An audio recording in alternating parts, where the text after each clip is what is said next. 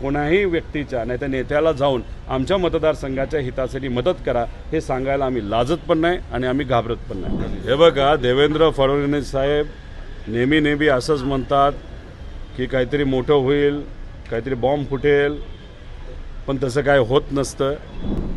राणेसाहेब बोलत आहेत नाही तर त्यांचे चिरंजीव बोलत आहेत, मराठा हा मराठा असतो, त्याच्यामध्ये उगाच तुम्ही विभाजन कुठं करू नये। जी चर्चा चालू आहे ते एकदम सकारात्मक आहे, सगळ्यांना विश्वासात घेऊन चाललेली आहे। त्यामुळे तिथं कुठं वाद होत आहेत, विवाद होत आहेत, थोडेफार होतील, पण एवढं काय पुढे येताना आपल्या सर्वांना दिसत नाही। पण जी महायुती आहे नाही तर जे भाजप आणि मित्रपक्षाचं त्याचं काय चाललं हे आपल्याला बघायला मिळतंय।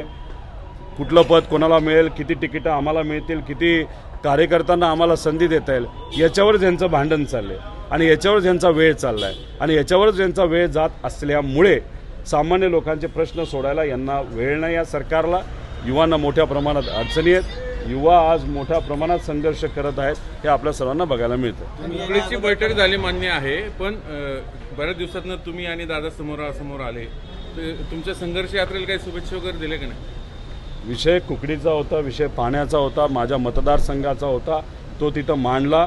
ज्या गोष्टी मतदारसंघाच्या हिताच्या आहेत त्या आदरणीय मंत्री महोदयांच्या माध्यमातून आम्ही करून घेतल्या, याच्यामध्येच आम्हाला समाधान वाटतं।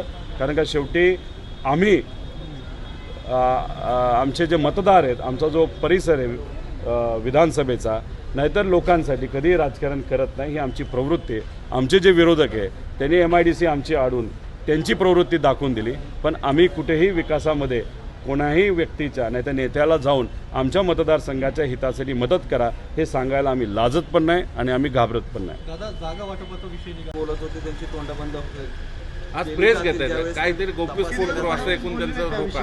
15 दिवस बोलत होते, परंतु आता त्यांनी म्हणले की प्रेस घेत आहेत चक्क फडणवीस। हे बघा, देवेंद्र फडणवीस साहेब नेहमी असंच म्हणतात की काहीतरी मोठं होईल, काहीतरी बॉम्ब फुटेल, पण तसं काय होत नसतं।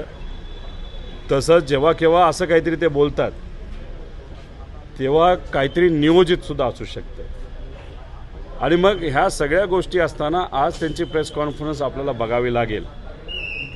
पण जर एखादी गोष्ट नियोजित असेल, जर उगाचच याच्यामध्ये काय वेगळ्या पद्धतीचं राजकारण केलं जात असेल, तर नक्कीच प्रेस झाल्यानंतर आम्ही ह्याच्यावर स्पष्टीकरण देऊ।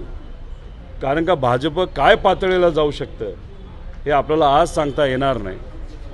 आणि तसंच जर आपण बघितलं तर जेव्हा केव्हा काही जे कलाकार होते त्यांच्या मुलांवर रेड झाल्या, त्या कशा झाल्या, कुठल्या अधिकाऱ्यांनी केल्या, कोणाच्या दबावाखाली केले, पैसा किती इन्व्हॉल्ड होता, या सगळ्या गोष्टी आपण उघड्या डोळ्याने बघितलेलं आहे। मलिक साहेबांनी पर्दास्पाश त्या प्रक्रियेचा त्या अधिकाऱ्यांचा केला, पण त्यांना तुरुंगवास हा भोगावा लागला। त्यामुळे भाजप आतून काय करते, कसं करते हे हळूहळू आपल्या सर्वांसमोर येईल। पण कुठून तरी एक महत्त्वपूर्ण व्यक्तीचा जो आज सत्तेत आहे त्यांचा फोन त्या पाटलासाठी आला आणि म्हणून त्यांना तिथं सोडवण्यात आलं। त्यामुळे हे कोण आहेत हे आपल्याला कुठेतरी बघावं लागेल। याचा योग्य तपास होईल असं तुम्हाला वाटतंय? ललित पाटील 100% होणार नाही, कारण का लाठीचार्ज जो जालन्यामध्ये झाला त्या तपासाचं काय झालं, याच्या आधी अनेक सरकारकडनं जे तपास केले जातात त्याचं काय झालं, आत्तापर्यंत माझ्या अनुषंगाने हजारो तपास असेच चालू आहेत, गेले 30 वर्ष झाले।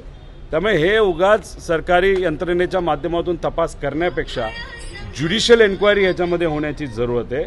आपण ज्युडिशियल एन्क्वायरी केल्यानंतरच याच्यात योग्य असा कुठेतरी निकाल लागू शकतो, न्याय मिळू शकतो।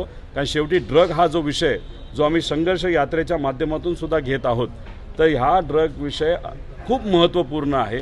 आज महाराष्ट्रामध्ये करोडो रुपयाचं ड्रग हे सहजपणे मिळतं आणि गरिबाची पोरं त्याच्यामध्ये आणि जे कुठली युवा पिढी आहे त्याच्यामध्ये अडकत चाललेली आहे। आणि एकदा या सगळ्या जाळ्यामध्ये ही युवा पिढी अडकली तर त्यातून बाहेर निघता येत नाही। युवकांचं नुकसान आणि आईवडिलांचं पालकांचं सुद्धा नुकसान याच्यामध्ये होत असतं आणि महाराष्ट्रातसुद्धा नुकसान होतं आहे। त्यामुळे याच्यावर कारवाई करून, कारण हा अधिवेशनामध्ये मुद्दा मी स्वतः घेतला होता, अनेक आमदारांनी मांडला होता, समाधानकारक उत्तर काही प्रमाणात आम्हाला मिळालं, पण उत्तर समाधानकारक मिळतं, पण त्याच्यावर समाधानकारक कृती ही सरकारकडनं आजपर्यंत झालेली आम्ही बघितलेली नाही। त्यामुळे भाषणं होतात, बोललं जातं, वक्तव्य केलं जातं, पण त्याच्यावर काम केलं जात नाही. ही सरकारचं कुठंतरी एक वेगळं धोरण आहे जे महाराष्ट्राला मागे घेऊन जाईल असं आम्हा सगळ्यांना वाटतं. महायुतीच्या जागा वाटपाची तयारी सुरू आहे. महायुतीमध्ये असं काही सुरू आहे का सध्या? कारण जे जागा वाटप होणे टक्के आरक्षण जर आपल्याला द्यायचं असेल, समाजाला न्याय द्यायचा असेल, तर ती प्रक्रिया थोडीशी केंद्र सरकारकडनं पार्लमेंटमध्ये मांडण्याची जरूरत आहे. आणि ते होणार नाही का तर 100% होऊ शकतं, पण त्यासाठी पुढाकार घ्यायला पाहिजे.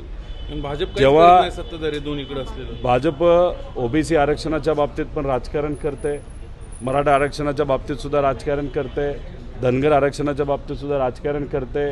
महाराष्ट्रामध्ये जेव्हा इथं बोलण्याची संधी दिली जाते तेव्हा राजकारण इथं करतात, पण केंद्रात हा मुद्दा नाही तर हा विषय मार्गी लावण्याची संधी त्यांच्या अनेक खासदारांना आहे. त्यांचं एक इंजिन केंद्रात आहे, बाकी 3 इंजिन राज्यात आहेत. त्यामुळे त्या सगळ्या लोकांनी, नेत्यांनी जर ठरवलं तर 100% या सगळ्यांना न्याय देता येईल. पण हे त्यांना करायचं नाही. त्यांना समाजामध्ये वाद निर्माण करायचा आहे आणि त्यातून राजकीय पोळी भाजायचा असं आम्हा सगळ्यांना वाटतं.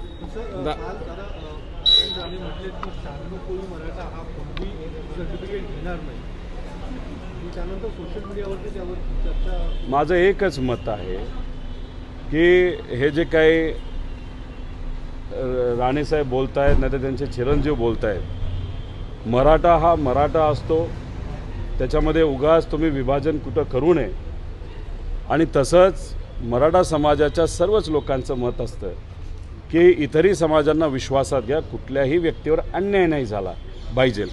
पण होतं कसं की हे सर्व जे काही राज्यकर्ते आहेत, जे सत्तेत आहेत आणि खास करून भाजपचे नेते आहेत, मुद्दामून विविध समाजामध्ये वाद निर्माण करतात.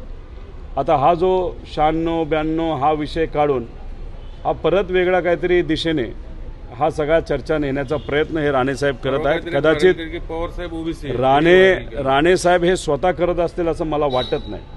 कारण का जे नेते आता इम्पोर्ट केले गेले आहेत बाहेरून, काँग्रेसने ते इतर पक्षातून, भाजपने, त्यांना भाजप सांगतं असं बोला आणि मग ते तसं बोलतात. त्यामुळे राणेसाहेबांची चूक नसावी, पण भाजपने त्यांना ज्या पद्धतीने ब्रीफिंग दिलं तसे ते बोलत असावे. त्यामुळे उगाच समाजामध्ये तसंच समाजाच्या आतसुद्धा कुणी वाद निर्माण करून राजकीय पोळी भाजू नये.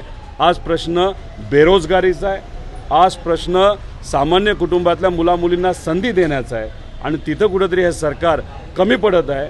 म्हणून समाजामध्ये वाद निर्माण करण्याचा प्रयत्न हा या सरकारमध्ये असणाऱ्या नेत्यांकडनं लोकसभा इलेक्शन डोळ्यासमोर केला जातोय असं स्पष्ट मत अनेक लोकांचं झालेलं आहे, त्यात आमचं सुद्धा आहे.